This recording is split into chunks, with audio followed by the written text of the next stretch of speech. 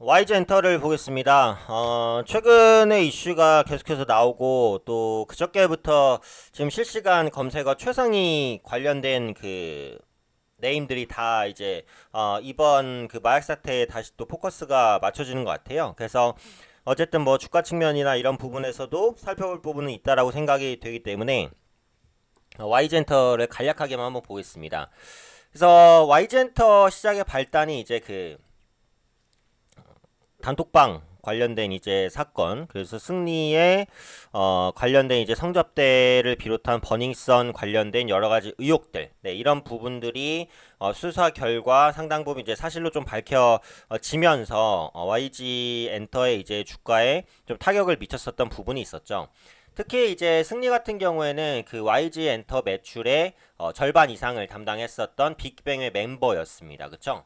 그래서 빅뱅의 멤버였었기 때문에 일단 타격이 조금 컸었던 부분이고, 근데 또 이게 있어요. YG 엔터의 매출에서 빅뱅이 굉장히 큰 부분을 차지했었는데 그 중에서도 G드래곤의 비중이 굉장히 높았습니다. 어, 그러니까 이런 관점이죠. 그러니까 YG 엔터 매출의 절반을 빅뱅이 담당한다면 빅뱅 매출의 절반은 G드래곤이 담당한다 라고 할 정도로 G드래곤 단일 의존도가 굉장히 높았었어요. 물론 최근에는 이제 블랙핑크가 많이 성장하면서 이런 빅뱅에 대한 높은 의존도를 줄여주고 있지만요. 어쨌든 다시 이제 얘기로 돌아가면, 그러니까 승리 같은 경우에는 이제 빅뱅의 멤버이기 때문에 어찌되었던 간에 타격이 좀 크기는 했습니다. 근데 앞서도 말씀드린 대로 빅뱅의 핵심 멤버라고 보긴 좀 어렵기 때문에 어찌되었던 간에 꼬리 자르기 식으로 간다라고 한다면 주가의 부진은 조금 개선되지 않을까. 사실은 이제 승리 리스크가 반영이 되면서 주가가 상당 부분 이제 하락을 했었는데 그런 하락이 이제는 거의 멈췄다는 판단을 하기는 했었어요. 그런데 최근에 이제 나오는 이슈를 보면은 뭐죠? 그러니까 지금도 이제 네이버의 실시간 검색어 1위에 한서희가 올라와 있는데 이 부분이죠. 그러니까 그 YG의 아이콘이라는 그룹의 멤버 이제 BY가 아니죠. BI입니다. BI가 이제 마약을 했다라는 의혹이 불거졌고 그게 이제 그 사실로 좀 확인이 되려는 그런 상황인 걸로 보여지고 있어요. 근데 이 카톡에서 나온 그 관계자가 연습생 출신의 그 한서희 씨라는 거죠. 한서희 씨가 14일 새벽 SMS에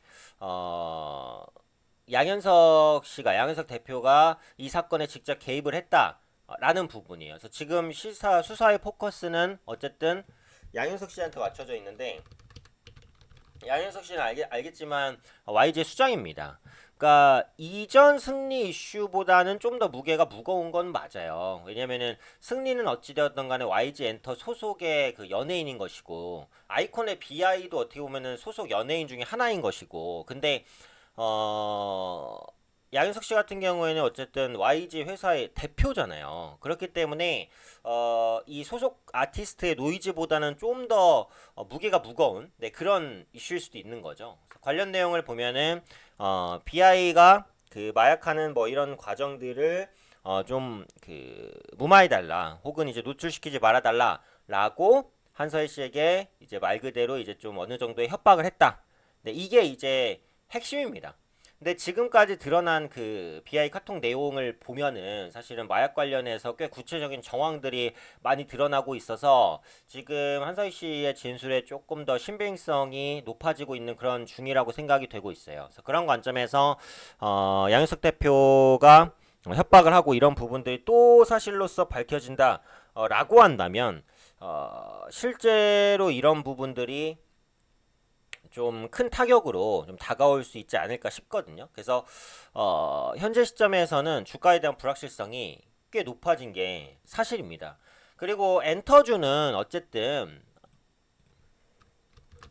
꿈을 먹는 종목이라고 볼 수 있어요. 게임주랑 비슷한 종목이에요. 결국은 미래에 대한 기대감이 좀 많이 반영된다라는 부분이고 또 엔터주 같은 경우 아티스트에게 중요한 것은 이미지란 말이죠. 근데 이 이미지라는 게 한번 손상이 됐을 때는 되돌리기가 조금 어려운 그런 측면들이 있습니다. 지금 계속해서 이 YG 엔터의 그 아티스트들의 마약 사건이 터지고 있잖아요. 지금 이렇게 따지면 생각해 볼 수 있는 건 뭐냐면 YG 소속 아티스트 중에 다른 소속 가수가 마약 이슈가 없었을 거라고 장담하기가 어려운 상황이 된 거예요.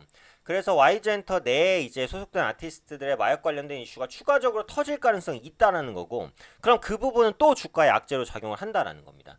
그러니까 지금 YG엔터 같은 경우는 사실 고점 대비 많이 밀린 것은 맞아요. 3만 원이라는 주가는 이전에 있었던 저점까지 거의 다 밀렸잖아요, 주가상으로는.